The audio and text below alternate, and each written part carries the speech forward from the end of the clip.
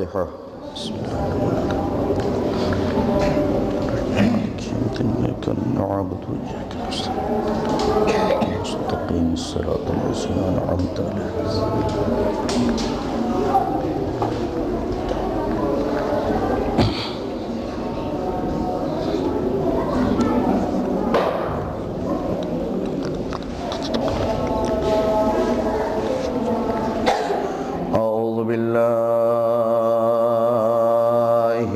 الشیطان الرجیم بسم اللہ الرحمن الرحیم الحمد للہ رب العالمین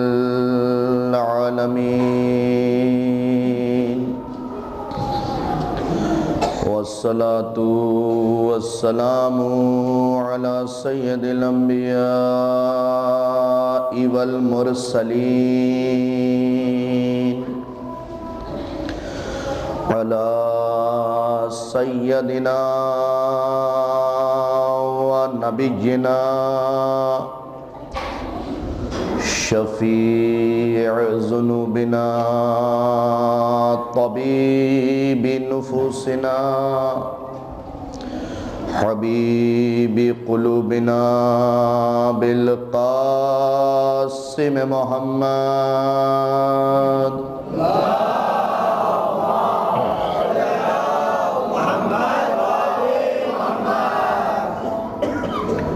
اما بعد فقد قال اللہ تبارک و تعالی فی کتابہ الکریم بسم اللہ الرحمن الرحیم واتوا البیوت من ابوابها صلوات بھیجے محمد و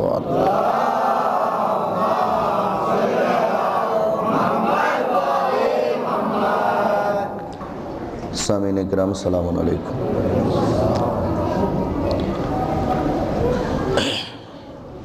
چند معروضات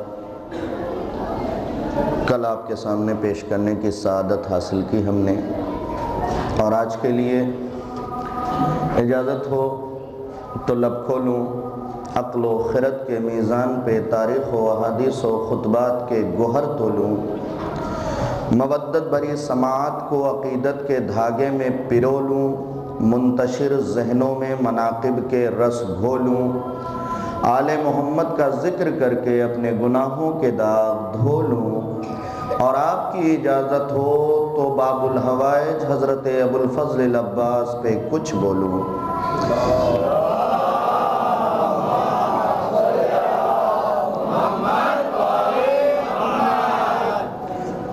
اگر پیچھے بیٹھے ہوئے افراد ان جگہوں کو پہلے ہی پر کر دیں تو بعد میں آنے والوں کے لیے آسانی ہو. ہاں برائے کرم تشریف لے آئیں. محمد صلوات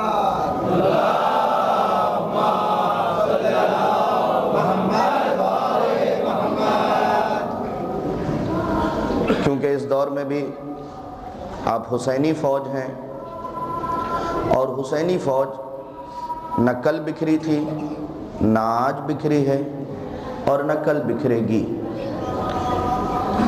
1400 سال سے دنیا نے اپنی ساری طاقت صرف کر لی اس بات پہ کہ حسینیوں کو الگ کر دیا جائے، لیکن حسین اس مرکز اتحاد کا نام ہے جہاں فکر تو کیا، مزاج تو کیا، انسان تو کیا، لہو تو کیا، اس کی سوچ تو کیا، ہر شے متحد نظر آئے گی.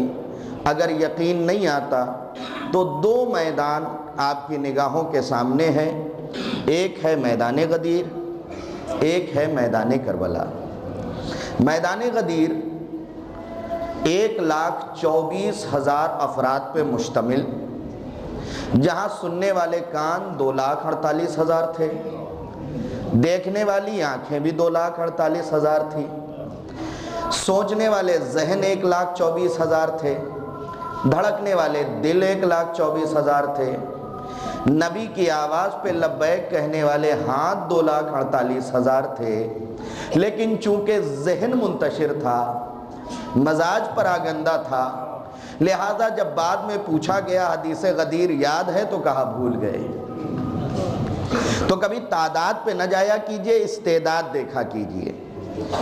ہمارے مذہب میں کبھی تعداد پہ اعتبار نہیں کیا گیا، استعداد دیکھا گیا ہے۔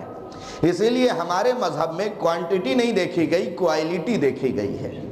ایک بشر کے پاس اگر 1,00,000 روپیہ ہے اور اس نے مجلس حسین یا عزائے حسین یا بارگاہ حسین میں 1,000 روپیہ دیا، اور ایک بشر کے پاس اس کی کل کمائی 1,000 روپے ہے، اس نے 500 روپے بارگاہ حسینی میں عطا کیے، تو اس کا مطلب اس 1,00,000 والے نے 1% دیا، اور اس بشر نے اپنی آدھی دنیا دے دی۔ تو ہمارے مذہب میں درہم و دینار معتبر نہیں ہے، ہمارے مذہب میں جذبہ معتبر ہے۔ اسی لیے میں نے بتایا کہ 1,24,000 افراد تھے۔ کتنے؟ 1,24,000، لیکن حدیث غدیر بھول گئے۔ لیکن میں نے دوسرا میدان جہاں دیکھا، افراد تو صرف 72 تھے، مزاج ایک تھا۔ کربلا آج بھی یاد ہے، کل بھی یاد رہے گی، اور تا قیام قیامت باقی رہے گی انشاءاللہ اسی طریقے سے جیسے سن 61 ہجری میں پیش آئی تھی۔ کیوں؟ اس لیے کہ مزاج ایک تھا۔ باتیں کل کی میں نے فراموش نہیں کی، اصل میں جو لوگ آنا چاہتے تھے ان درمیان میں آ گئے، اب گفتگو شروع کر رہا ہوں۔ دیکھیں میں باتیں بھولتا نہیں۔ کل میں نے پہلی گفتگو جو کی تھی وہ یہ تھی کہ میرے آج تک ایک مسئلہ سمجھ میں نہیں آیا کہ سلام کرنا مستحب، یاد ہے نا جو لوگ سامنے بیٹھے ہوئے تھے، جواب دینا واجب۔ یہ کیا معاملہ ہے کہ سلام تو مستحب ہے لیکن جواب واجب ہے؟ تو میں نے بتایا تھا کہ پہلے اللہ نے قلم کو حکم دیا، اس نے آدم سے پہلے سے لے کے تا قیام قیامت پیش آنے والی تمام چیزیں لکھ دی۔ جب رسول اسلام کے مرحلے پہ پہنچا تو اتنی مٹھاس بھری اس کے اندر کہ قلم پھٹ گیا۔ جب حسین کے مرحلے پہ آیا تو اس نے ایک چیز مانگی، معبود جو صفت تیرے اس ولی کے اندر ہے، وہ سر کٹنے کے بعد بولنے والی، وہ مجھے بھی عطا کر تاکہ کائنات میری اس خوبصورتی پہ ناز کرے۔ میں لفظوں پہ غور کریں، جو بزرگان ہیں وہ ساتھ دیں گے۔ نوجوانوں ابھی آپ میرے ساتھ ہو جائیں گے، مجھے کس طریقے سے ساتھ کرنا ہے یہ مجھے معلوم ہے۔ ہو سکتا ہے کوئی جوان یہ کہہ بیٹھے کہ مولانا وہ پرانے زمانے کی بات تھی جب ہمارے قوم کے بزرگ جن کے پاس درہم و دینار نہیں تھا اس قلم سے لکھا کرتے تھے، آج تو ہم ڈاٹ پین سے لکھتے ہیں۔ تو دیکھیے کٹے ہوئے قلم پہ احسان تھا حسین کا، یہ ڈاٹ قلم پہ احسان ہے علی کا۔ میں لفظوں پہ غور کریں نا دوستو، اس ڈاٹ پین پہ احسان ہے علی کا، اس پین پہ جس سے ہمارے آبا و اجداد لکھا کرتے تھے اس پہ احسان ہے حسین کا۔ اس نے مانگا، اللہ نے عطا کر دیا۔ اس پہ احسان ہے علی کا، کیونکہ علی ہی کا قول ہے نا، انا النقطۃ تحت الباء، میں بے کے نیچے کا نقطہ ہوں، اور نقطہ ہوتا ہے گول، اسے انگلش میں کہتے ہیں ڈاٹ۔ اور جو پین آپ استعمال کرتے ہیں اس کے سرے کی طرف آپ غور کریں گے اگر، تو اس میں ایک ڈاٹ ہے، اگر وہ ڈاٹ اس سے نکل جائے تو آپ پین چلا نہیں سکتے۔ عقل مند یہ کہیں گے اب اس پین کو ہٹا دیجئے، اس لیے کہ اب چلنے کے قابل یہ پین نہیں ہے، اس لیے کہ اس سے ڈاٹ نکل چکا ہے۔ بس سمجھ لیجئے کائنات کی جتنی چیزیں لکھی جاتی ہیں وہ قلم کے ذریعے لکھی جا رہی ہیں۔ آپ کہیں گے مولانا دور نے اور ترقی کر لیا، اب تو کمپیوٹر آ گیا ہے، ہم کمپیوٹر کے ذریعے لکھتے ہیں۔ یاد رکھیں کائنات کی کوئی سائٹ بغیر ڈاٹ کے نہیں کھلتی، بغیر ڈاٹ کے نہیں کھلتی۔ زمانہ جتنی بھی ترقی کرے، کل کا جملہ یاد ہے نا آپ کو، جتنی بھی ترقی کرے، ابھی آل محمد جس علاقے میں زندگی گزارتے تھے مدینے میں، ان کی گلیوں میں گھٹنیوں چل رہا ہے۔ کتنی ترقی کی، یہ سامنے ویڈیو کیمرہ لگا ہے، یہیں سے مثال شروع کرتا ہوں۔ میں اچھا خاصا بندہ ڈیجیٹل کیمرہ آباد ہوا، اس سے پہلے یاشیکا اور پتہ نہیں کون کون سے، آپ لوگ زیادہ بہتر جانتے ہوں گے، بتائیے گا مجھے۔ کیمرے نے سانس لینا شروع کیا. پہلے اسٹل فوٹو آئی, میں اچھا بھلا زندہ, میری فوٹو کھینچی گئی. فوٹو میں نہ میں حرکت کر سکتا ہوں, نہ میں بول سکتا ہوں, نہ میں سن سکتا ہوں. یعنی سائنس جب ترقی کرتی ہے تو زندے کو مردہ جیسا بنا دیتی ہے. نہیں لفظوں پہ غور نہیں کیا ابھی آپ نے. زندے کو مردہ جیسا بنا دیا. ابھی اور مرحلہ آگے آئے گا. زندے کو مردہ جیسا بنا دیا. اب آپ دیکھ رہے ہیں, بھئی ہلائیے, ہاتھ ہلے گا, فوٹو ہلے گی, میں نہیں ہلوں گا. اور زیادہ ٹیکنالوجی نے ترقی کی, یہ ویڈیو کیمرہ بنا دیا. اب میں 1-1.5 گھنٹے قید ہو گیا, لیکن جتنی دیر وہ میرے سامنے رہا میں اتنی دیر کا قیدی ہوں. اچھے خاصے انسان کو قیدی بنا دیا. بھائی لفظوں پہ غور کیجئے. سائنس نے ترقی کی, پہلے ڈیجیٹل کیمرہ, اسٹیل کیمرہ بنایا, پھر ویڈیو کیمرہ. میں سائنس کا مخالف نہیں ہوں. جتنا زیادہ سائنس ترقی کر رہی ہے ہمارے مولا کے اقوال اتنے سامنے آ رہے ہیں. لیکن ذرا سا دیکھیے تو, کبھی سائنس کو آگے بڑھا کے نہ دیکھیے. سائنس ابھی 1400 سال کم سے کم پیچھے ہے, اور زمانہ جتنا گزرتا جائے گا اتنا پیچھے ہوتی چلی جائے گی. ابھی لفظوں پہ آپ غور کریں گے. یہ ویڈیو کیمرہ بنایا, میں 1.5 گھنٹے 2 گھنٹے جتنے بھی پڑھا میں اس کا قیدی بن گیا. اس کے بعد کی زندگی وہ تو اس کیمرے میں قید نہیں ہوئی. یعنی میں ٹھیک ٹھاک بندہ تھا, میں اس جگہ آیا, چاہے میں نے نوحہ پڑھا, ذکر مولا جس عنوان سے کیا, میں قیدی بن گیا. کسی فنکشن میں گئے, وہاں قیدی بن گیا. لیکن نہ اس سے میری پوری زندگانی کا پتہ چلا, نہ میرے جو میں نے لمحات زندگی کے اکیلے پن میں گزارے اس کا پتہ چلا آپ کو. یعنی جتنی دیر کا میں قیدی, اتنی دیر کی زندگی آپ کو معلوم. پہلے اسٹیل کیمرہ, پھر ویڈیو کیمرہ.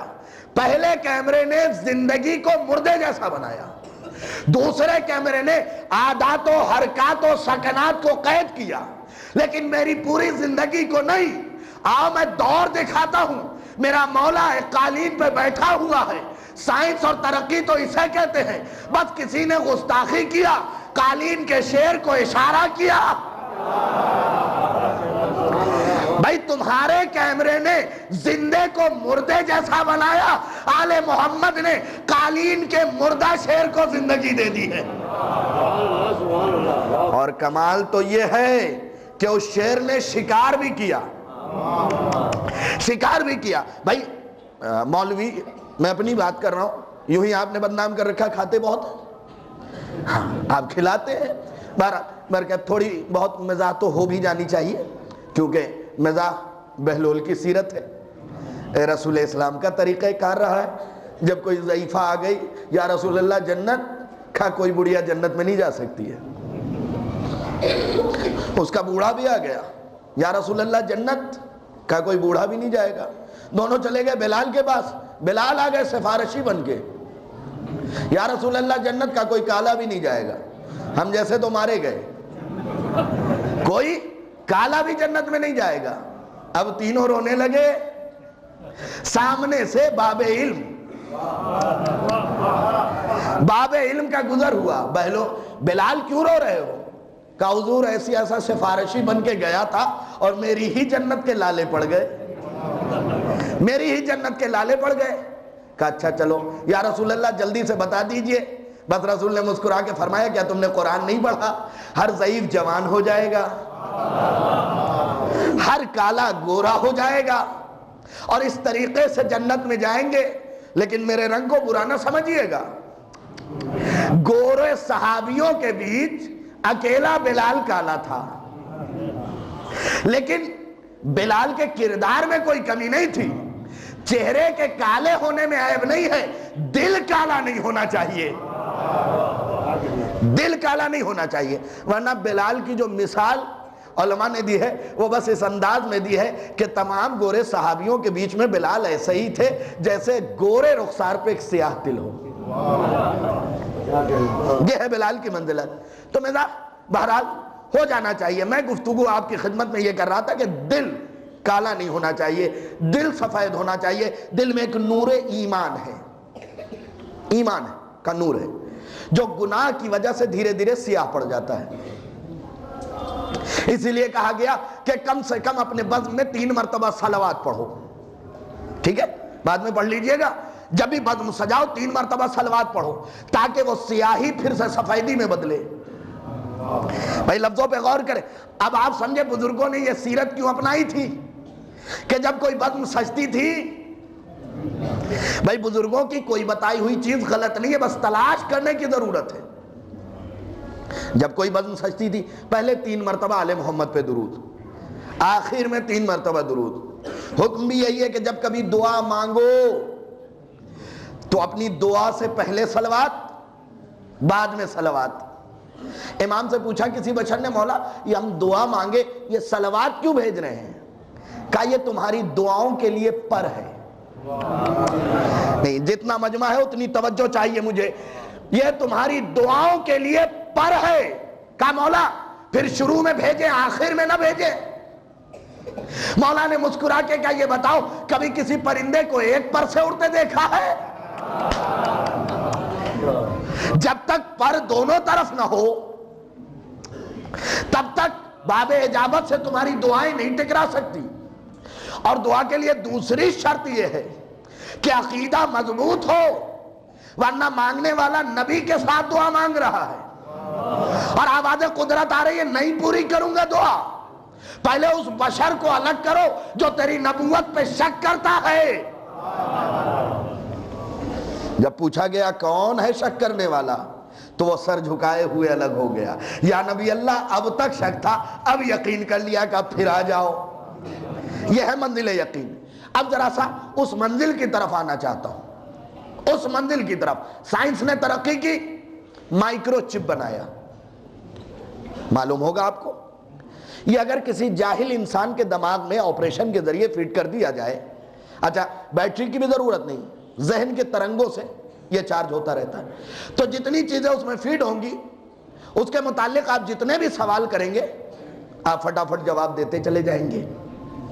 یعنی کتنی ترقی کی مائکرو چپ نے, انسان نے, کہ ایک مائکرو چپ بنایا. بس اتنا سا دماغ میں فٹ کر دیجئے, ڈاؤن لوڈ کر دیجئے جس زبان کو سمجھنا چاہتے ہو, فٹافٹ وہ جواب دینے لگے گا.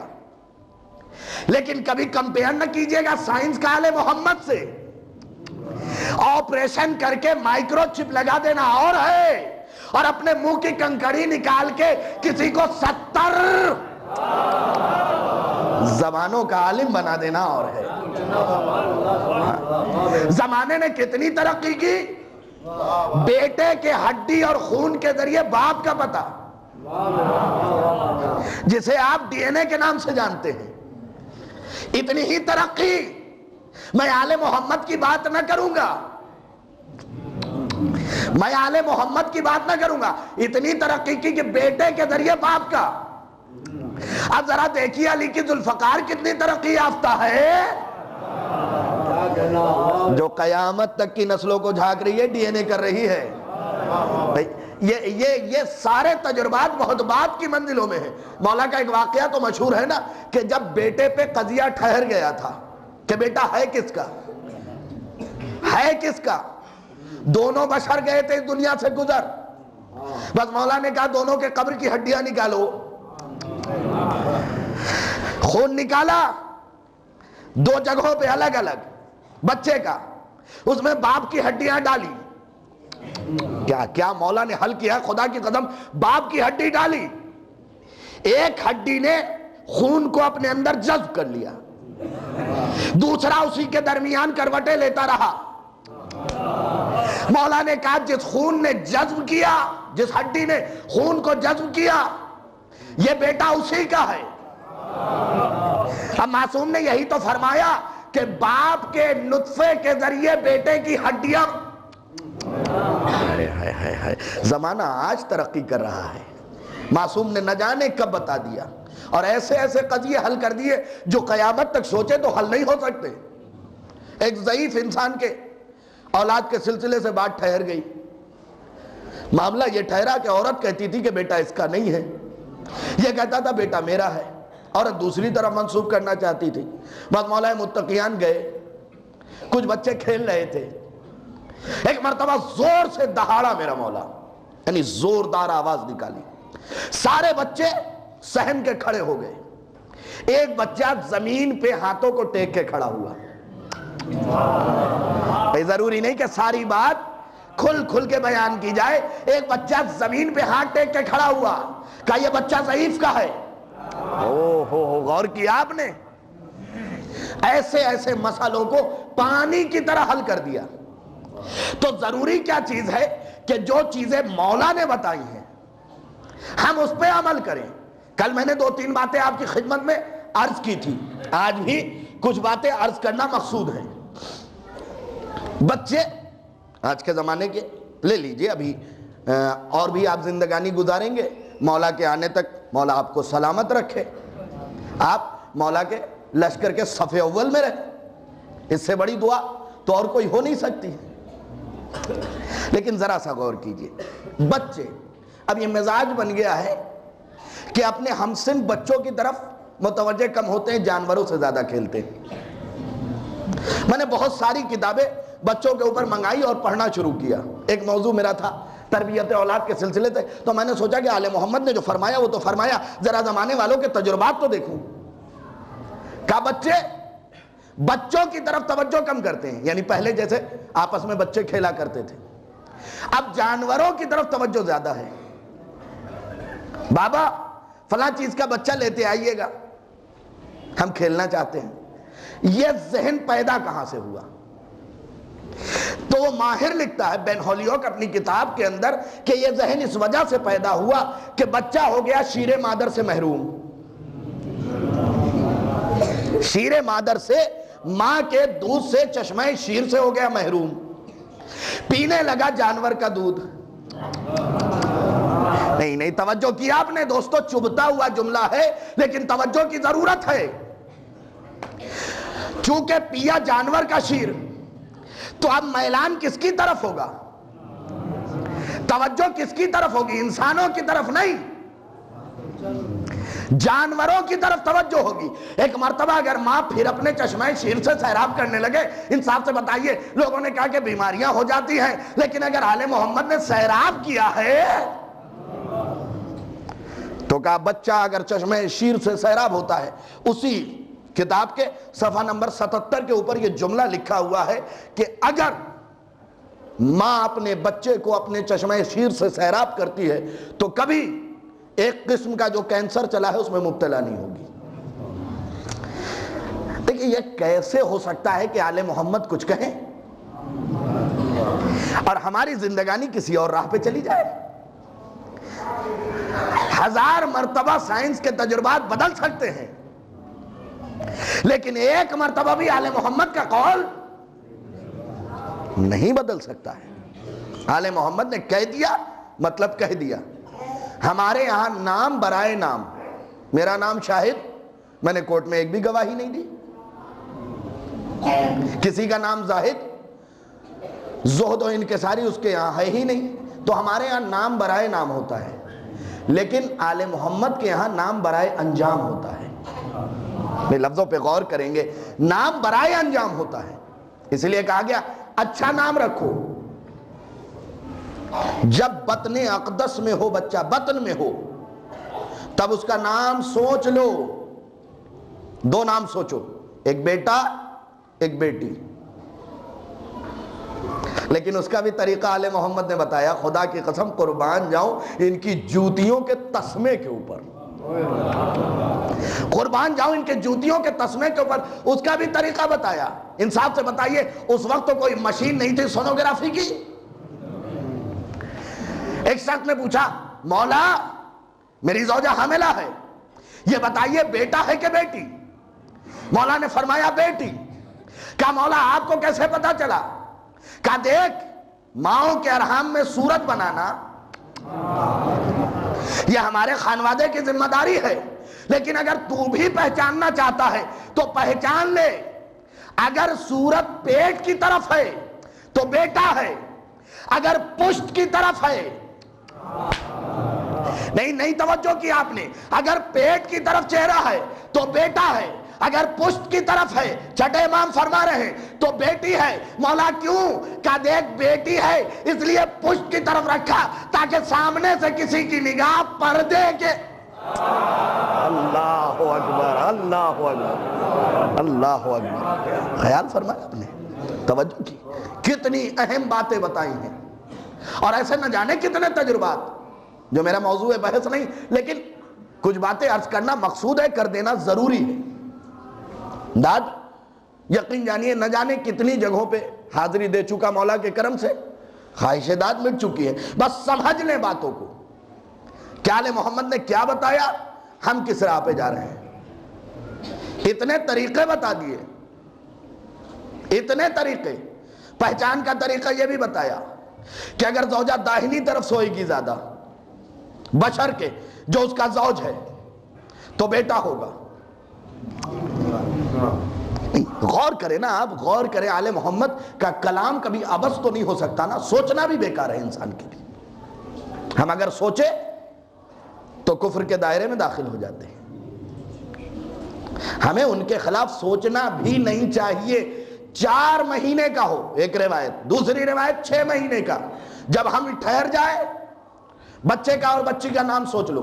میں نے بتا دیا آپ کو طریقہ کار جو آل محمد نے بتایا تھا. بچے اور بچی کا نام سوچ لو. اگر تم نے نام نہیں رکھا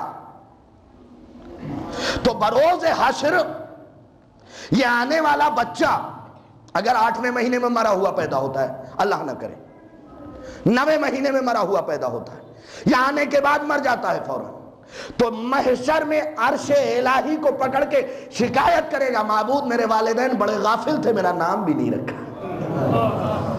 پہچاننے کی کوشش کریں, پہچاننے کی کوشش کریں کہ آل محمد نے بتایا میرے والدین بڑے غافل تھے, میرا نام تک نہیں رکھا. اس وقت آپ کیا جواب دیں گے؟ اور یاد رکھیے, یہ جو اس دنیا سے پروردگار بچے کی آمد سے پہلے جان لے لیتا ہے, کسی وجہ سے کسی بنیاد پہ ملک الموت اس کی روح کو قبض کر لیتے ہیں, اس کی جزا پتہ ہے کیا ہے؟ اس بچے کو پروردگار عالم ایک منزل وہ آئے گی جہاں اتنے چھوٹے بچوں کی کیا خطا, اب انہوں نے نہ کوئی عمل کیا, نہ عمل سو نہ عمل خیر, تو انہیں کیا ملے گی؟ پروردگار عالم اسی حالت میں ان کی عقلوں کو جوان کر دے گا, یعنی مکمل کر دے گا, اور حکم دے گا کہ سب کے سب جہنم کی طرف چلے جاؤ. آخری فرد تک میں سارے چہرے دیکھ لوں, اس کے بعد جملہ آپ کی خدمت میں پیش کرتا ہوں. اتنے چھوٹے بچوں کی خطا کیا؟ کوئی خطا نہیں. تو پھر انہیں جنت ملے گی کہ جہنم؟ اسی حالت میں اللہ ان کے عقلوں کو کامل کر دے گا اور کہے گا سب کے سب جہنم کی طرف چلے جاؤ. جن کے قدم بڑھ جائیں گے حکم پروردگار یہ ہوگا جبرائیل انہیں جنت میں ڈالو. نہیں معنویت نہیں سمجھا میرا مجمع شاید, یا میں سمجھا نہیں پایا. انہیں جنت میں ڈالو. جبرائیل کہیں گے معبود کیوں؟ کیا دیکھو انہیں حکم الہی کی اطاعت کی. یہ زندگی میں بھی میری اطاعت کرتے. جب یہ بچے جنت کے در تک پہنچیں گے تو کھڑے ہو جائیں گے. جبرائیل امین, عقل تو سالم ہو گئی ہے نا, اب کلام تو کر سکتے نا. جبرائیل امین ہمیں چھوڑ دیجئے. معبود یہ کیسے ممکن ہے کہ ہم جنت چلے جائیں, ہمارے والدین وہیں رہ جائیں؟ لیکن پھر بتاتا ہوں اور پھر بتاؤں گا, حیات نے ساتھ دیا تو کوئی عمل جنت کے لالچ میں نہ کیجیے گا. لالچی لوگوں کی عبادت نہ کل قبول تھی نہ آج قبول ہے نہ کل قبول ہوگی. نہج البلاغہ میں میرے مولا نے ارشاد فرمایا ہے غلاموں والی عبادت نہیں چاہیے. مولا کیا مطلب؟ جہنم کے مارے ڈر کے کھڑے ہو گئے محراب میں, کہا نہیں یہ غلاموں والی عبادت ہے. اللہ عذاب دے گا, سانپ مسلط کر دے گا, بچھو سے ڈسوائے گا, آنکھ کا ٹونک ڈال دے گا. ڈر کے مارے کھڑے ہو گئے, کہا یہ عبادت نہیں چاہیے. تاجروں والی عبادت بھی نہیں چاہیے کہ ہم نماز پڑھیں گے تو اللہ جنت دے گا. یہ بھی عبادت نہیں. مولا پھر عبادت کون سی چاہیے؟ کہ اللہ کو لائق عبادت سمجھ کے اس کی عبادت کرو. میرے مولا کا فرمان ہے، خدا کی قسم آپ سنیں گے تو روح ایمان میں اضافہ ہوگا. میرے مولا نے فرمایا میرے نزدیک، آپ اسی مولا کے ماننے والے ہیں نا، مولا متقیان کے ماننے والے، میرے نزدیک جنت میں بیٹھنے سے بہتر مسجد میں بیٹھنا ہے. میری بات پہنچ رہی ہے نا پیچھے والوں آپ تک؟ تو بس چہرہ کھلا رکھیے تاکہ احساس ہوتا رہے کہ آپ مجھے بارے، میرے جملے آپ کے اوپر بارے گرا نہیں کر رہے، ایک بوجھ نہیں بن رہے. خوشی سے بس دیکھتے رہیے گا میری طرف، میں سمجھ جاؤں گا کہ آپ توجہ کے ساتھ سن رہے ہیں. میرے نزدیک مولا فرما رہے ہیں جنت میں بیٹھنے سے بہتر مسجد میں بیٹھنا ہے. سائل نے سوال کیا مولا کیوں؟ کیا جنت میں بیٹھنے سے میرا نفس خوش ہوتا ہے، مسجد میں بیٹھنے سے خدا خوش ہوتا ہے. اب اتنی باتیں میں جنت کے بارے میں کر رہا ہوں، چھٹے امام نے بھی ایک عجیب و غریب فلسفہ بیان کیا کہ بے وقوف ہے وہ شخص جو جنت کے پیچھے بھاگتا ہے. اللہ اکبر. میں نے بھی پڑھا تھا تو میرا بھی ایسے ہی سوالیہ نشان. سوال بہین مانا نہیں کہ شک، کیونکہ یہ تو بار بار کہتا ہوں کہ جہاں شک ہو وہاں 14 نہیں ہوتے. جس کے دل میں شک ہو وہاں 14 نہیں ہوتے، اور جن کا دل شک ہو. اب دونوں جملوں کی وضاحت میں کیسے کر سکتا ہوں؟ شک ہو، ایک شک کے معنی شک، 2 کے 4 12 کے 14 شک ہے. اور شک کہتے ہیں پھٹنے کو. کیا آپ نے نہیں دیکھا کعبے میں شک ہے؟ شک نہیں ہے، شک نہیں ہے. مومن کی اہمیت میں آپ کو بتا رہا ہوں کہ ادھر شک نہیں ہونا چاہیے. علی اور اولاد علی کے لیے دل شک ہو جائے تاکہ وہ سما جائے، تاکہ وہ سما جائے. چھٹے امام نے فرمایا بے وقوف ہے وہ شخص جو جنت کے پیچھے بھاگتا ہے. اب چھٹے امام کا دربار کتنا بڑا لگتا تھا، کتنے ساتھی ہوتے تھے، کتنے شاگرد ہوتے تھے پڑھنے والے. مولا یہ کیا کہہ دیا آپ نے؟ بے وقوف ہے وہ شخص جو جنت کے پیچھے بھاگے. کیا عقل مند ہے وہ شخص جو جنت کو اپنے پیچھے بھگائے؟ اب دونوں جملے ایسے ہیں جس میں لوگ تعجب میں پڑ گئے. مولا جلدی سے وضاحت کیجئے. بس خدا کی قسم چند لمحے رکنے کے بعد مخبر صادق نے ایک عجیب و غریب فلسفانہ کلام بیان فرمایا. کیا بے وقوف ہے وہ شخص جو جنت کے پیچھے بھاگے؟ کیا مولا پھر کیا کرے؟ کیا ایک طریقہ ہے جنت کو اپنے پیچھے بھگاؤ؟ مولا کیسے؟ کیا تم ہمارے پیچھے بھاگو جنت تمہارے پیچھے؟ اس قابل بن جاؤ کہ تم ہمارے پیچھے آ جاؤ، جنت تمہارے اشتیاق میں پیچھے پیچھے آئے گی. یہی تو بلال، کیسا صحابی، اللہ اکبر، اذان دینے والا. اگر وہ اذان نہ دے تو صبح نہ ہو، لوگ سوتے رہیں اٹھتے رہیں. انصاف سے بتائیے، علماء بیٹھے ہیں، اور بہین معنی میں کہتا ہوں، عالم نہیں، علماء. کیوں؟ اس لیے کہ فرشتے بھی ہیں، وہ بھی عالم ہیں. اور علم و جہل کا معیار جو میرے مولا نے بتایا ہے نا، وہ پتہ ہے کیا بتایا؟ العالم، سرکار تصدیق کیجئے گا، العالم من عرفنا والجاہل من لم یعرفنا. عالم وہ ہے جو ہم کو پہچانتا ہے، جاہل وہ ہے جو ہماری معرفت نہیں رکھتا.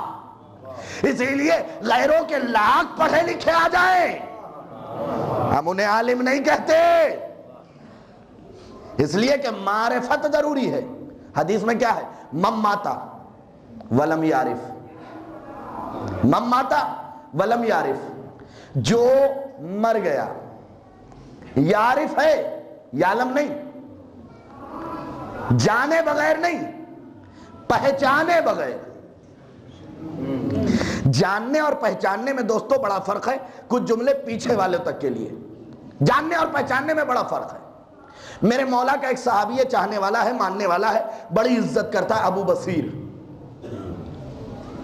دونوں آنکھ کے اندھے، اور نام کیا؟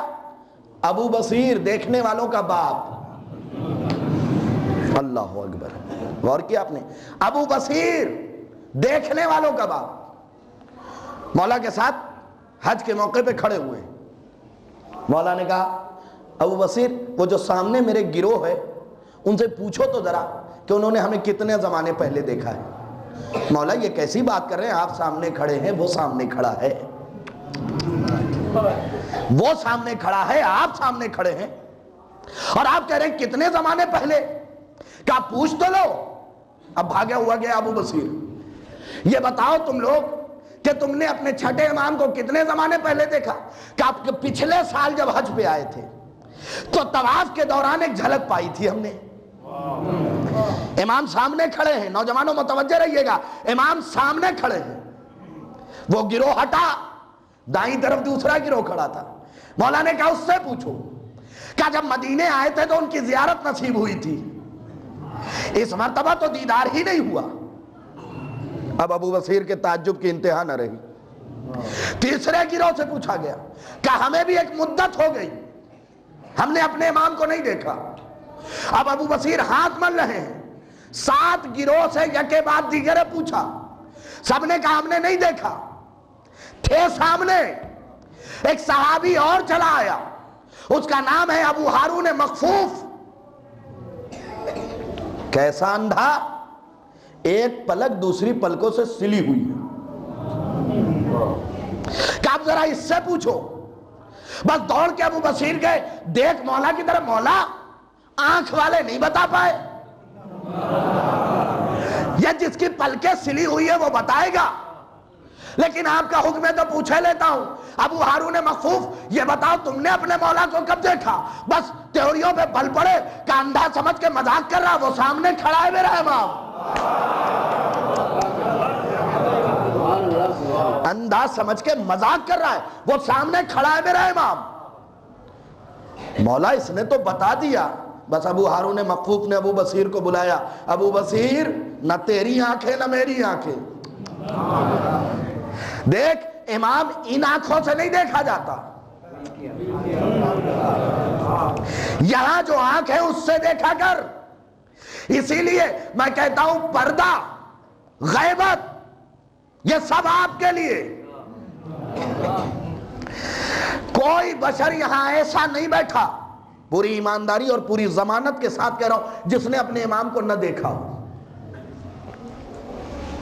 پوری ایمانداری اور پوری ضمانت کے ساتھ، جس نے اپنے امام کو دیکھا.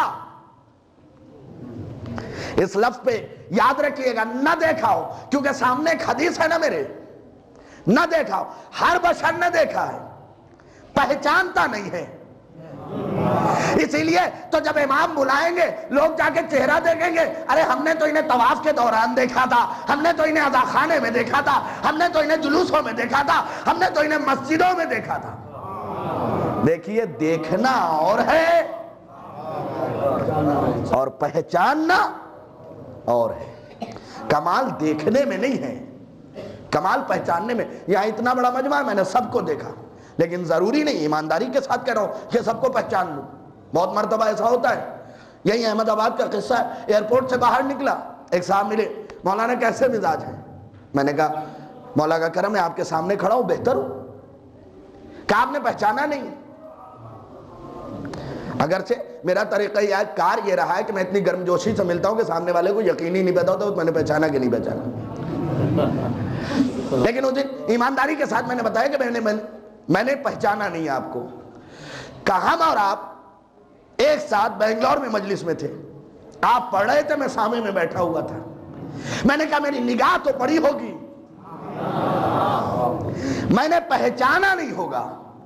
تو یعنی ضروری نہیں کہ جس سے نگاہ مل جائے اسے انسان پہچان بھی لے. تو بشر نے دیکھا ہے اپنے امام کو لیکن پہچانتا نہیں ہے. پہچانے گا کب؟ جب وہ پہچنوانے پہ آئیں.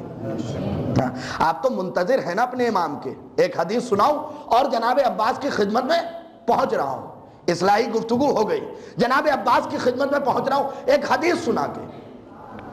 اچھا یہ سوال میرا بزرگوں سے نہیں ہے، نوجوانوں سے ہے. نوجوانوں کیا آپ کی خواہش ہے کہ اس آپ کے دیار ہند میں آپ کا مولا عباس بنفس نفیس تشریف لائے؟ بھئی میں زبان سے بول رہا ہوں، ہے نا؟ پیچھے والوں اتنی بلند صلوات پڑھیں کہ مجھے یقین ہو جائے کہ آپ سب چاہتے ہیں۔ اللہم صلی علی محمد و علی۔ ہاں مجھے یقین ہو گیا، بخدا میں بتا رہا ہوں، میں نے 2 رکعت شکرانے کی نماز جب سے یہ حدیث پڑھی اور آج تک بڑھا کے پڑھتا ہوں۔ 2 رکعت شکرانے کی نماز پڑھتا ہوں اس حدیث کو پڑھنے کے بعد۔ میرے 8ویں مولا، 9ویں مولا، 10ویں مولا کی متفقہ یہ حدیث ہے کہ جب امام اس کائنات میں آئیں گے، یعنی حجت دورہ جس کی ہم رعیت ہے، جس کی ہم رعایا ہے، تو بقیہ امام بھی پلٹائے جائیں گے، یعنی رجت ہوگا، سارے امام پلٹائے جائیں گے۔ دیکھیے جو جملہ ہے وہ بڑے، شاید میں طوفان سے بھی زیادہ تیز کہہ کے نکل جاؤں، سمجھنا آپ کی ذمہ داری ہوگی۔ 2 رکعت نماز یوں ہی نہیں پڑھ رہا ہوں، کوئی تو بات ہوگی اس حدیث میں، تمام امام کو پلٹایا جائے گا۔ اور اس کے بعد جو حدیث کا خوبصورت فقرہ ہے وہ یہ ہے کہ ہر امام کو اس جگہ بھیجا جائے گا جہاں کی اس نے خواہش کی ہوگی۔ یا میں سمجھا نہ سکا یا آپ سمجھ نہ سکے، چلیے قصور میں اپنا مان لیتا ہوں، میں سمجھا نہیں سکا۔ ہر امام کو وہاں بھیجا جائے گا جہاں کی اس نے خواہش کی ہوگی، مولا حسین تیری جوتیوں پہ سر رکھ دوں، تو نے نہ افغان جانے کی خواہش کی نہ ایران جانے کی خواہش کی۔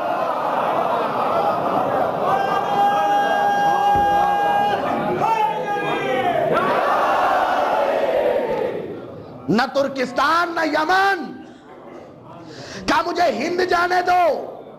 اسی لیے تو خواجہ معین الدین چشتی کو کبھی کبھی میرا موڈ بنتا ہے کہ میں کوٹ کر دوں۔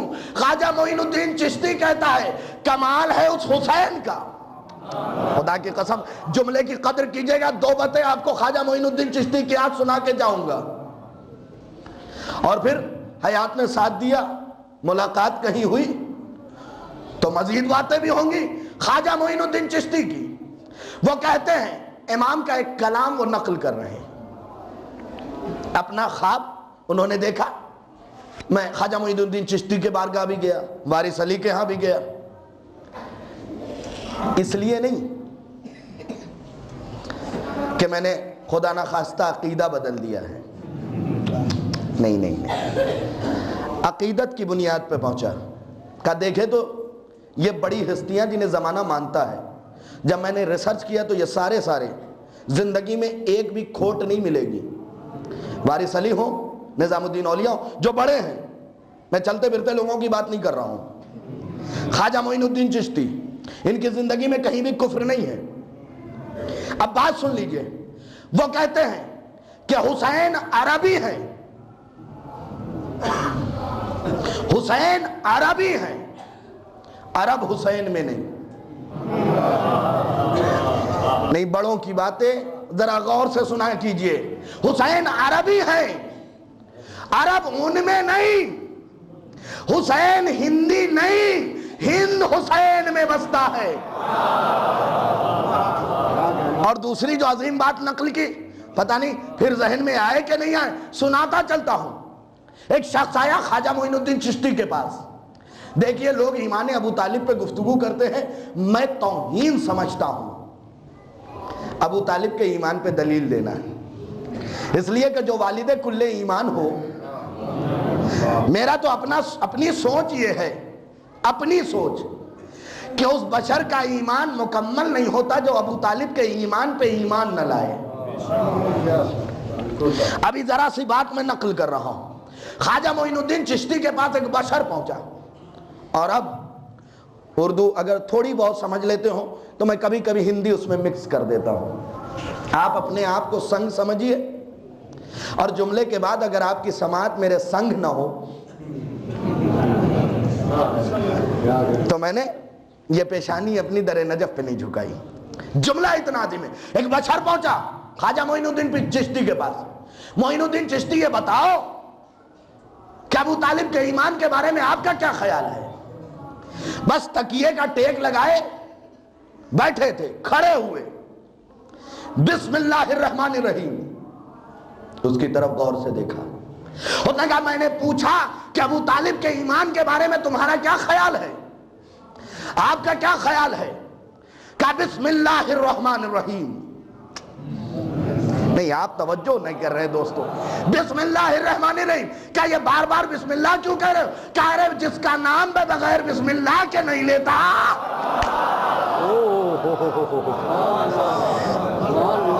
جس کا نام بغیر بسم اللہ کے نہیں لیتا تو اس کے ایمان کے بارے میں پوچھتا ہے۔ اور آگے جو دلیل دی ہے، خدا کی قسم، قلم نور سے اگر دامن حور پہ لکھا جائے تو حق ادا نہ ہو، حق ادا نہ ہو۔ وہ کہتے ہیں یہ بتا تو مسلمان ہے؟ آیا تھا علی کے بابا کے ایمان کے بارے میں پوچھنے، خواجہ معین الدین چشتی پوچھ رہے تو مسلمان ہے؟ کیا ہوں؟ کیا تیرے گھر قرآن ہے؟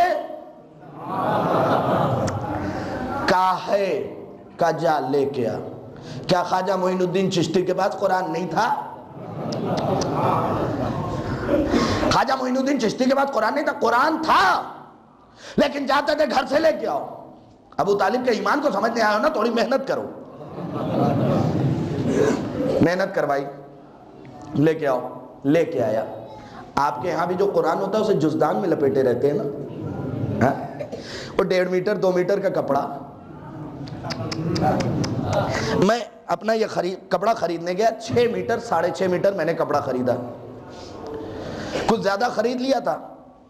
1 میٹر سے قینچی چلایا، اور چلانے کے بعد میں نے کہا یہ 5.5 میٹر 6.5 میٹر مان لیجئے، یہ 5.5 میٹر تو میرے کپڑے کے لیے رکھ دو، ناپ نہیں بتا رہا ہوں آپ کو، 5.5 میٹر تو کپڑے کے لیے رکھ دو، میرے لباس کے لیے، یہ 1 میٹر اس کا جزدان سی دو۔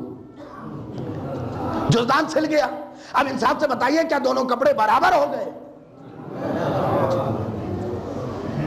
ایک جزدان ہے، ایک میرا لباس ہے، میں اپنا لباس کہیں ڈال دوں کہیں پھینک دوں، کوئی اعتراض نہیں ہوگا، لیکن اگر میں نے جزدان کو کہیں پھینکا تو فوراً زمانے کے لوگ اعتراض کریں گے یہ آپ نے کیا کیا۔ تو یاد رکھو، کپڑوں کا احترام نہیں ہوتا، نسبتوں کا احترام ہوتا ہے۔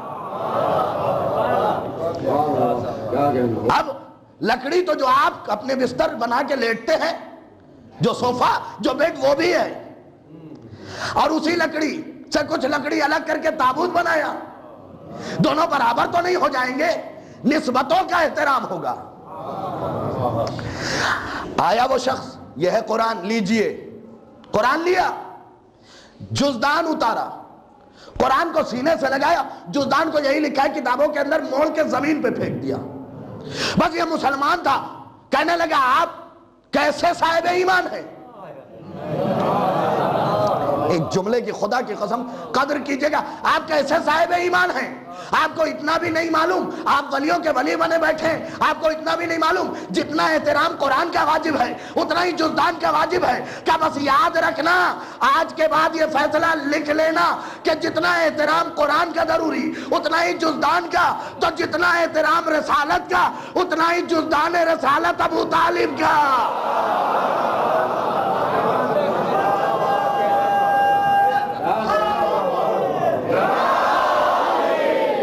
جزدان زندہ مردہ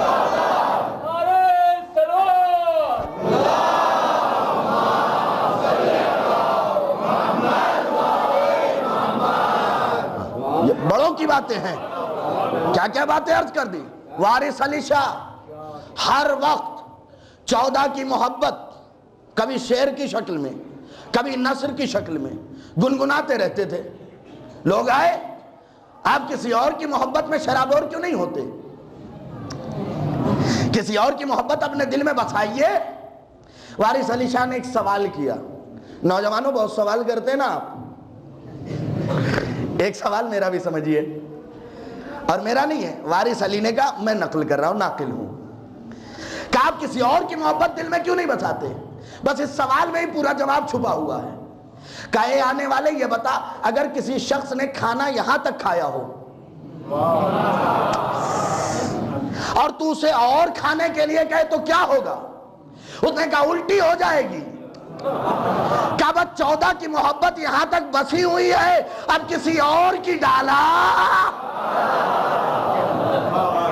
یہ ہے بڑوں کی بات، یہ ہے بڑوں کی بات۔ اور کیا 14 کی محبت یہاں تک آئی ہوئی ہے، کسی اور کی محبت آ بھی نہیں سکتی، گنجائش نہیں ہے۔ کتنوں کی باتیں نقل کروں کیونکہ مجھے کسی بارگاہ تک آنا ہے۔ غالباً یہ کتاب مجھے ذرا سا دے دیجئے، میں اس کا تعارف بھی کروا دوں۔ یہ کتاب کچھ باتیں میں ایسی چاہتا ہوں کہ آپ کے درمیان بتاؤں تاکہ آپ اس پہ بعد میں بھی عمل کریں۔ یہ کتاب ہے سلیم بن قیس ہلالی، تاریخ شیعت کی پہلی کتاب، اور اس کے لیے میں چھٹے امام کی ایک حدیث جو اس پہ سرورق تحریر ہے میں وہ پڑھ کے سنائے دیتا ہوں۔ امام فرماتے ہیں ہمارے جس شیعہ اور دوست کے پاس سلیم بن قیس ہلالی کی کتاب موجود نہیں ہے وہ ہمارے بارے میں کچھ نہیں جانتا۔ یعنی کم سے کم یہ کتاب ہر شیعہ اثنا عشری کے پاس صرف ہونی نہیں چاہیے۔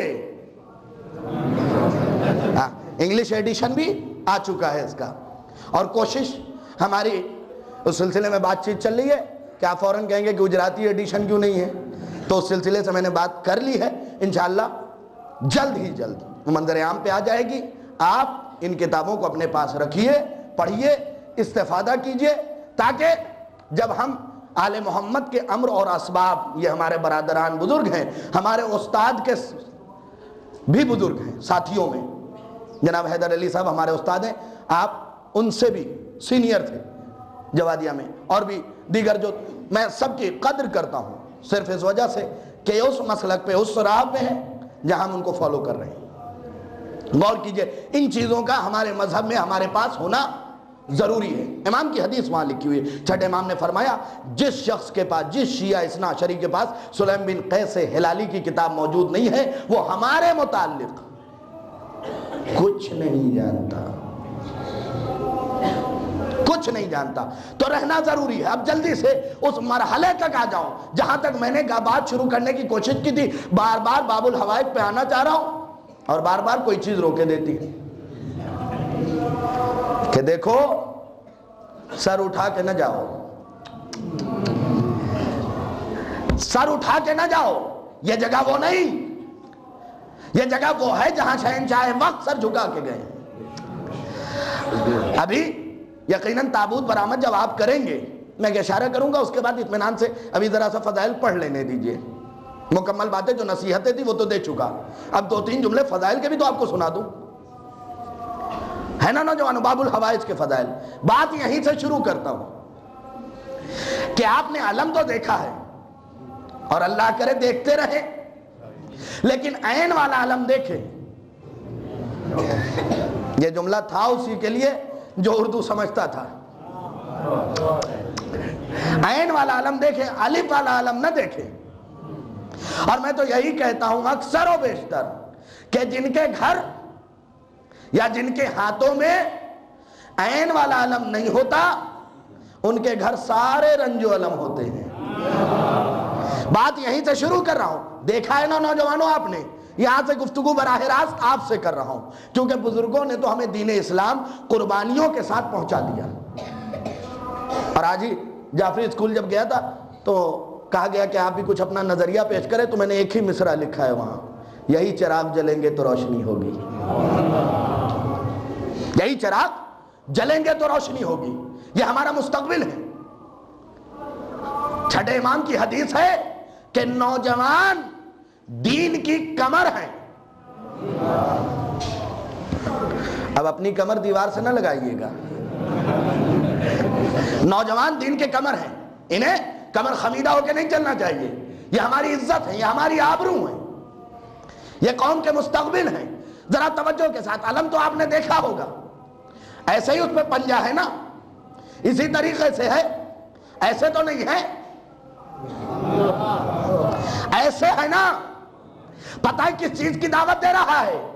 اگر سر جھکا کے آؤ گے تو ہم ایسے ہو جائیں گے۔ نہیں، جو اشارہ کنایا سمجھ لیتے ہیں، جو باتوں کو اشارے میں سمجھ لیتے ہیں، جملہ ان کے لیے عرض کر رہا ہوں کہ خدا را یاد رکھیے حسین اپنے دشمن سے کبھی بدلہ نہیں لیں گے. رسول کی شان میں جو گستاخی کرتا تھا اس سے علی بدلہ لیتے تھے. حسین کی شان میں جو گستاخی کرے گا اس سے عباس بدلہ لیں گے.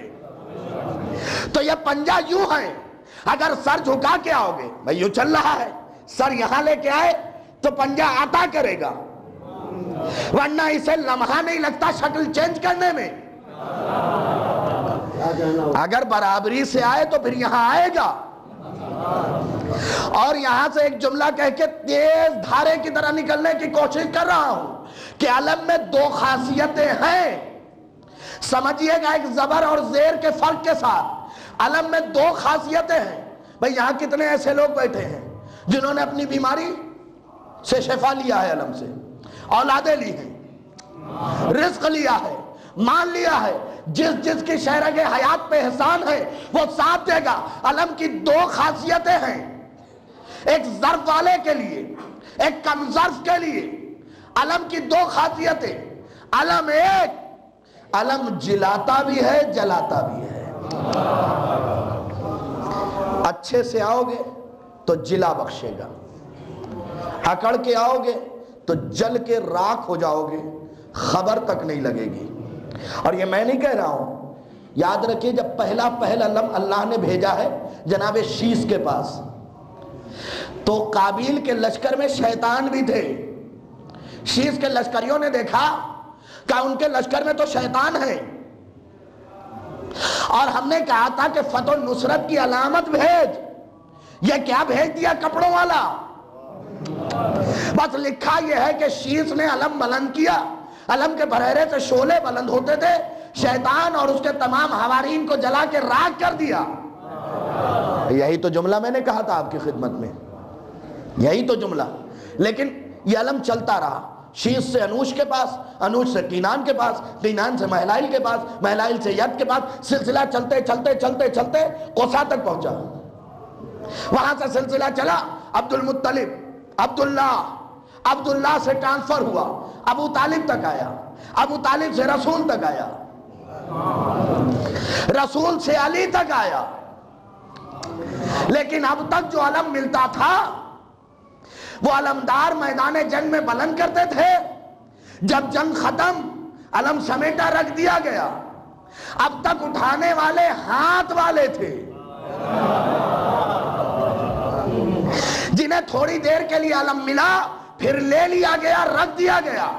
بھئی سلسلہ چلتا رہا، انوش، شیس، انوش، قینان، مہلائل، یرد، ابراہیم، اسماعیل، اسحاق، یعقوب، یوسف، یونس، ادریس، نہ جانے کہاں تک سلسلہ چلتے چلتے ابو طالب سے رسول، رسول سے علی تک آیا. سب نے علم لیا، رکھ دیا، لیکن سارے کے ہاتھوں سے علم واپس لے لیا گیا. لیکن کسی مائی کے لال میں اتنی طاقت نہ ہوئی جب عباس نے لیا. تو آج تک علم عباس سے منسوب ہے اور قیامت تک منسوب رہے گا. انصاف سے بتائیے، میں یہ شال عزا اگر آپ کو دوں تو اتنے مجمع میں نے آپ کا چناؤ کیوں کیا؟ برا نہ مانیے گا، کیوں کیا؟ اس لیے کہ مجھے آپ کی ذات پہ بھروسہ ہو گیا. نوجوانوں جملہ ہے آپ کے لیے، مجھے آپ کی ذات پہ بھروسہ ہو گیا ہے، اس لیے میں نے اپنا یہ شال عزا آپ کے حوالے کر دیا. اگر بھروسہ نہیں ہوتا تو میں کبھی حوالے نہیں کرتا. اب عباس نے کربلا میں اٹھایا، اس کے بعد نوجوانوں تمہارے حوالے کیا. اگر تمہاری ذات پہ عباس کو بھروسہ نہ ہوتا،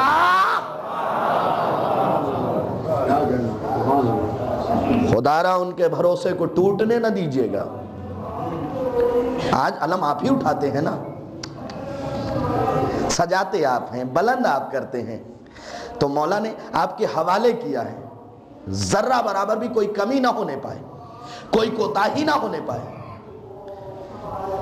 علامہ علی ربانی خلقانی معمولی شخصیت نہیں ہے. علامہ علی ربانی خلقانی، پوچھئے گا سرکار سے، دو صاحبان اجتہاد آپس میں بحث کر رہے تھے عباس کے منصب کے سلسلے سے. تو جو بحث کر رہا تھا، جو عباس کو کمتر جانتا تھا، اس کے خواب میں اس نے دیکھا کہ محشر جیسا ماحول ہے، رسول اسلام تشریف فرما ہے، علی داخل ہوئے. علی جا کے بیٹھے کہ اتنے میں علی کے فرزند عباس آئے. جیسے ہی علی کی نگاہ عباس پہ پڑی، علی نے عباس کے فضائل پڑھنا شروع کیے. نہیں، جملے کی قدر نہیں کی نوجوانوں آپ نے، علی نے عباس کے فضائل پڑھنا شروع کیے. ارے جس کے فضائل کائنات پڑھ رہی ہو،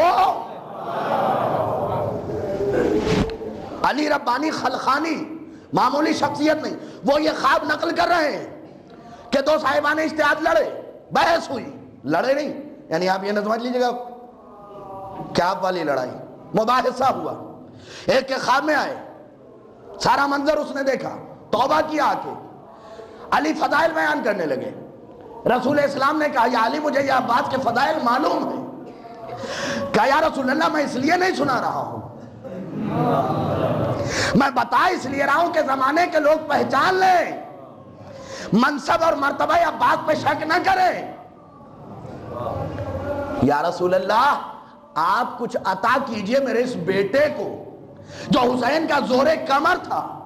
بس جملہ ہوگا خدا کے لیے، ذمہ دار علی ربانی خلخانی ہے، میں نہیں ہوں. جملہ خدا کی قسم اتنا عظیم ہے، رونگٹے کھڑے ہو گئے میرے. علی ربانی خلخانی لکھتے ہیں کہ جیسے ہی علی نے کہا یا رسول اللہ کچھ عطا کیجئے، کہ اب اس سے زیادہ نہیں ہو سکتا کہ اپنے بیٹے عباس سے کہو وضو کر کے نماز پڑھائے، ہم پڑھ لیں. جملوں تک کہا، لیکن کہا تو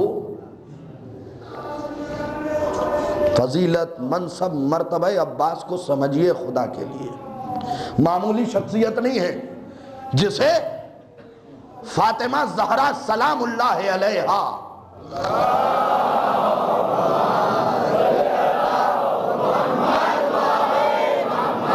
جلدی سے دو باتیں کر کے مصائب کی منزل کی طرف آ رہا ہوں. اپنا بیٹا کہا ہو، اور صرف بیٹا نہیں، کہا یا علی اگر کبھی فدق واپس ملے، کتاب کا ذمہ دار میں، تو اس کے 4 حصے کیجئے گا. مراد رضا صاحب نے اردو میں بھی اس کتاب کا ترجمہ کر دیا ہے. اللہ انہیں سلامت رکھے. تو اگر کبھی فدق واپس ملے تو اس کے 4 حصے کیجئے گا. ایک حسن یا ان کی جو اولاد ہوں انہیں دے دیجئے گا. دوسرا حصہ میرے بیٹے حسین یا ان کی اولاد کو. تیسرا زینب و کلثوم یا ان کی اولاد کو. چوتھا عباس یا ان کی اولاد کو. پہچانا دوستو، صرف زبانی گفتگو نہیں ہے. اور یہاں پہ ایک عالم دین کی بات نقل کر کے بات مصائب کی طرف میں لے کے جلدی سے آ جاتا ہوں.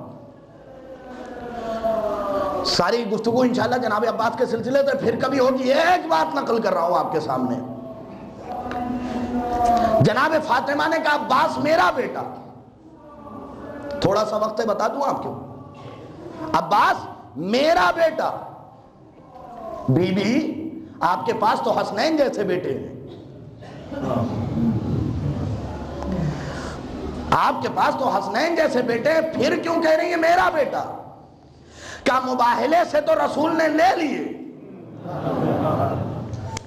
جو زہرا ساری کائنات کو دیتی ہے اس نے ام البنین سے بیٹا لیا ہے.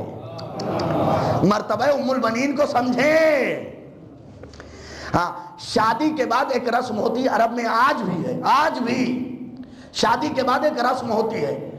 دلہن کو حق ہوتا ہے کسی ایک چیز کا مطالبہ کرنے کا، حق ہوتا ہے، جو چاہے مانگ سکتی ہے. جب آئی ہیں فاطمہ کلابیہ تو پتہ ہے کیا مانگا؟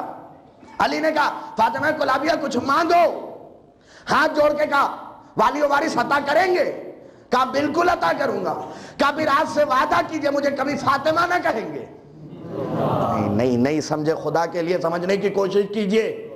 مجھے کبھی فاطمہ نہ کہیے گا، کیونکہ جب آپ مجھے فاطمہ کہیں گے حسنین کو اپنی اماں کی یاد آئے گی. ماں ایسی ہو تو بیٹا عباس ہوتا ہے، ماں ایسی ہو تو بیٹا عباس ہوتا ہے. سارا واقعہ پھر کبھی ام البنین سے بیٹا لیا. اچھا، مباہلے میں رسول نے علی سے لے لیا، یا علی مجھے بیٹے چاہیے. مباہلے کے بعد سے قیامت تک زمانہ جب بھی سلام کرے گا حسنین کو یہی کہہ کے سلام کرے گا، اے فرزند رسول آپ پہ ہمارا سلام. اب میں نے علماء سے پوچھا سرکار یہ بتائیے فاطمہ جیسی بیٹی کے ہوتے ہوئے رسول نے بیٹا کیوں لیا، اور زہرا کے پاس حسنین جیسے بیٹے ہوتے ہوئے عباس کا مطالبہ کیوں کیا؟ کیا تم سمجھے ہی نہیں؟ حسنین رسول کے بیٹے ہیں، لیکن اگر صلب رسول سے ہوتے تو نبی ہونا واجب ہو جاتا۔ خدا کے لیے سمجھیے گا سمجھیے گا سمجھیے گا، اور ذرہ برابر بھی عقیدہ نہ اس طرف ڈولے نہ دوسری طرف منہ کھولے عقیدہ، بس پلے صراط پہ عقیدے کے سمجھ لیجئے آپ کھڑے ہیں۔ اگر حسنین صلب رسول سے ہوتے تو نبی ہونا واجب ہو جاتا، چونکہ ختم نبوت تھی یہاں، اس لیے صلب علی سے ہوئے۔ اور اگر عباس برج عصمت فاطمہ سے ہوتے تو امام ہونا واجب ہو جاتا۔ اس لیے ام البنین کے بطن اقدس سے ہوئے، کمی نہیں تھی، لیکن چونکہ ازل سے طے تھا کہ امام 12 ہونے ہیں۔ یہ شرف تو صرف، میں نے غلط نہیں کہا ہے، یہ شرف صرف بی بی فاطمہ کو حاصل ہے، کسی کے 2 بیٹے امام نہیں ہوئے، لیکن علماء نے جناب زہرا کے سلسلے سے یہ لکھا ہے کہ 2 بیٹے دونوں امام، اور اس سے زائد ہوتے تو وہ بھی امام ہوتے۔ اس لیے کہ جناب فاطمہ کی فضیلت کو ہم نے سمجھا ہی نہیں، اور یقین جانیے نہ قیامت تک سمجھ سکتے ہیں۔ اس لیے کہ جناب فاطمہ زہرا سلام اللہ علیہا وہ شخصیت ہے جس کے لیے امام حسن عسکری نے فرمایا کہ ہم کائنات پہ حجت ہیں، ہماری دادی ہم پہ حجت ہے، ہم پہ حجت۔ اب وقت نہیں کہ میں اور وضاحت کروں، ذرا سا ایک